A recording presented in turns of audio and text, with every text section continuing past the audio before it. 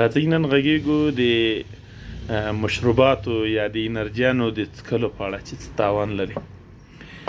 انرجي یا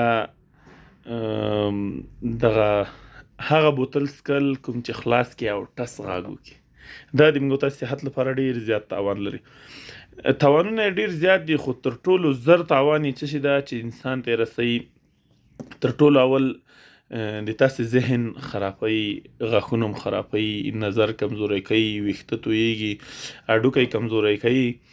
هغه انسانانو ته څوک چې چا نه چې خوله نه ځي، مطلب کار نه کوي، هغه یا دوکانداري کوي یا کومه وظیفه لري، هغه غریب د ورځې 1 ساعت ټایم پیدا کوي تر څو کلاب ورزش دا وکړي.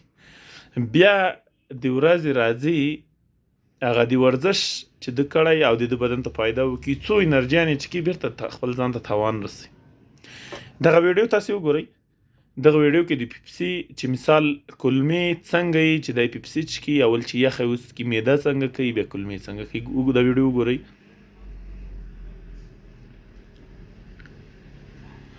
اووم کته دغه ویډیو په ارتباط همدغسې ډېر زیات تاوانونه لري.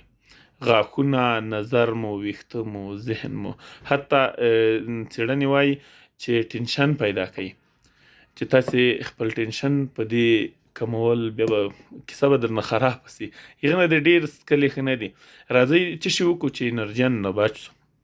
اوس اوړی دا انسان نه خوله ځي او اوبو ته ډېر ضرورت لري، نو د دې لپاره چې حتی په بعضو بوتلو کې نیکوټین دي چې هغه ته معتاد کوي، ډېر به یې څکې. بعضې کوم یو بوتل څکلی کله د هغه ټیم پراسي لکه نشه یي، خپله به خپل ذهن درته وایي چې بوتل، نو هغه به را پیدا کوي، بیا به یې څکې.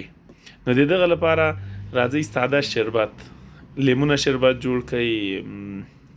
اوس په تاسې مو سره اوس دا لیمو موضوع دې راخیستي، مطلب ساده شربت ځان ته جوړ کړئ، وچکئ، ډېر ښه به درته تمام سي. د هغه په ځای چې انرجي څکئ، میوه وخورئ، د وطن میوه، هندواڼو سېزنده، خټکي دي، مالټې شته، داسې ډېر ډېر شیان دي.